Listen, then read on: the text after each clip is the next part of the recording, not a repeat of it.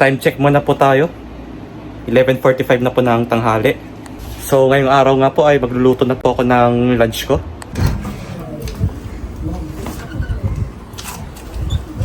Good morning, plants!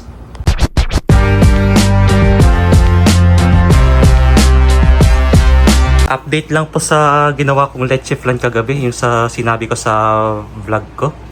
Ito nga po yung kinalabasan. Yan po, medyo hindi po siya perfect. Kaya try and try lang po hanggang sa matuto tayong gumawa ng leche flan, hanggang sa ma-perfect po natin. So sa ngayon po, ito nga po yung lulutuin ko, guys. Yung yung pinakuluan ko na liempo nung kahapon. Kaya ipiprito po natin ito. Kaya dito ko po siya ipiprito ngayon hanggang sa kumulo po yan. Saka natin ilalagay itong liempo. Tapos after po natin iprito itong liempo, saka po natin siya itatadtad na durog-durog para maging sisig po yung labas dito. So meron nga po pala akong sibuyas dito na kalahati. At dahil gusto ko siyang itadtad na parang pino, guys. Meron po akong ganito na tinatawag po na mincer. Kaya pagka ilalagay niyo po yung sibuyas dito, sa kanya po siya hihilain. Yan, automatic po na nakaslice na yan. Ganyan po. Meron po ito nabibili sa Daiso, guys. Kung gusto niyo pong bumili, meron po. So guys, ito na po yung sibuyas natin. Medyo chinap ko lang siya para magkasya po dito. At kaya po nung slicer. Ito po gagawin, hilain lang po yan hanggang sa may slice po lahat ng sibuyas. Ganyan po.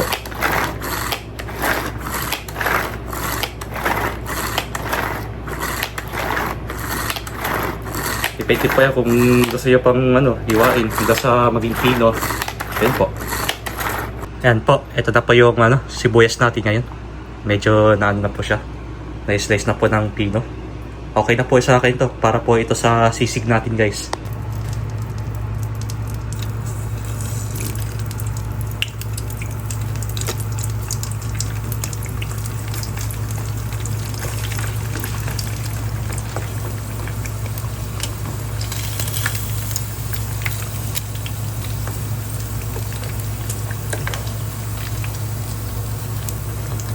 So ito na po yung prinito kong liempo.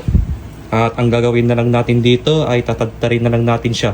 Tapos meron na tayong sibuyas. Tapos ito, green pepper. Saka natin siya gagawing sisig, guys. Mas masarap na to.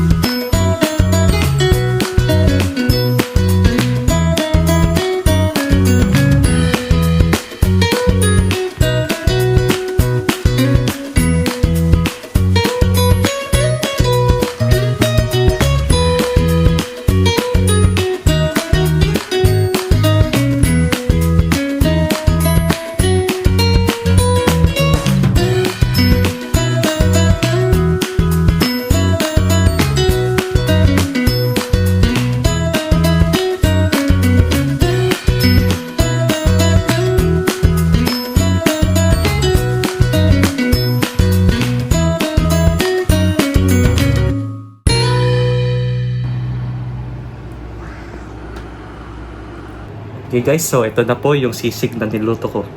Liempo lang po yung ginawa ko dito, bali tinadtad ko lang siya. Ito po. So tikman na po natin guys yung niluto kong sisig. Ito po, mas masarap po yan pag may kanin tsaka alak, di charot.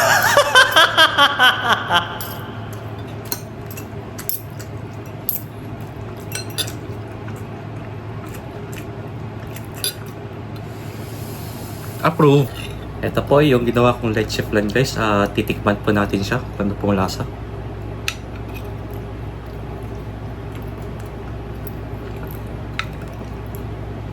Sakto lang po yung tamis guys. So ayun po guys, andito na ako sa labas ngayon. At sa ngayon guys, habang day off ko pa po ngayon, magpapamasahin po muna ako. Dahil halos ilang buwan na rin po ako hindi nagpapamassage dito sa Japan.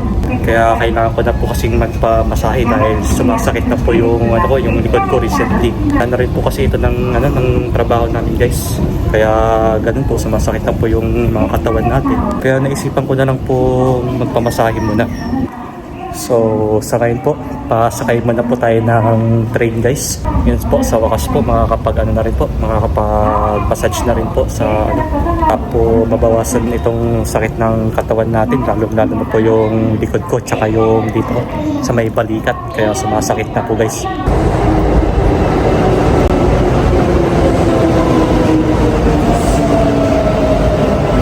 So ayun nga po, nakababa na po ako ng train at maglalakad na po ako. Punta po sa shop kung saan po tayo magpapamassage.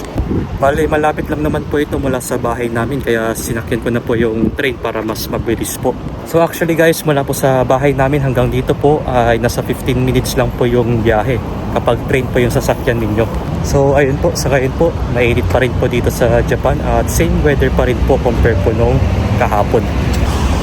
Parang lakad lang muna po tayo. Tapos after nun, tatawid na po tayo dyan sa may pedestrian lane. So bali yung pina-reserve ko po kanina ay 3 PM pa po. So meron pa po tayong 20 minutes para po maghintay.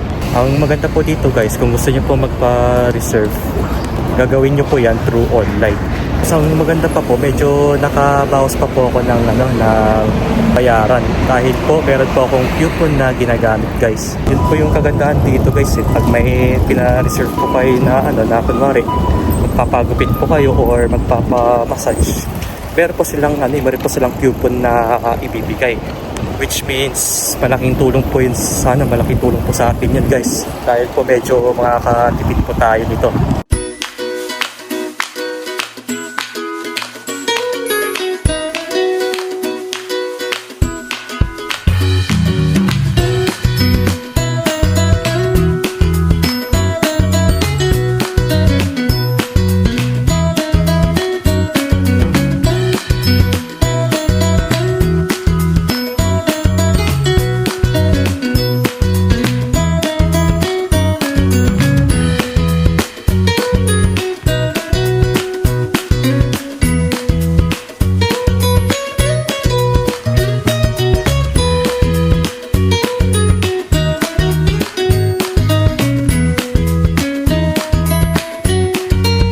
Okay guys, tapos na rin po ako magpamassage sa wakas. Ayun naman po, medyo gumaan na po yung pakiramdam natin ngayon. At nawala na rin po yung sakit ng likod natin guys.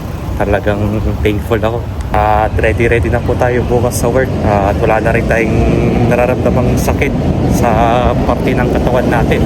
Dahil po sa ngayon po, uwi na rin po ako ng bahay. At nandito na po ako sa Eki ngayon para makasakay tayo ng train pa uwi ng bahay.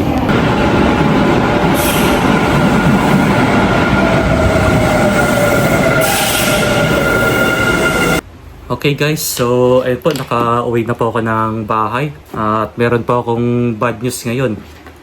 Ayun nga po, nawala po kasi yung isa kong yung AirPods. Oh no!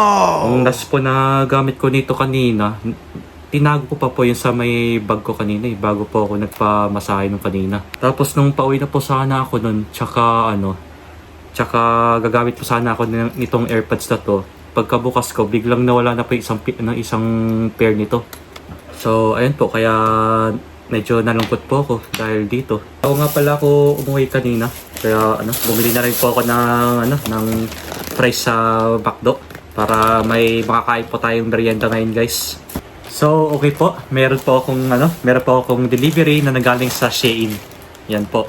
Sa ngayon po guys, bubuksan po natin to kung ano po yung pinamili ko nung sa Shein online. So ito na po, bubuksan na po natin.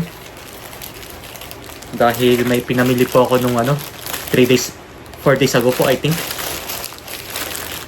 Yung problema nga lang po dito, ang hirap pong buksan pag Shein. Talagang medyo matigas. At ito po yung binili ko online, selfie stick or yung tripod natin.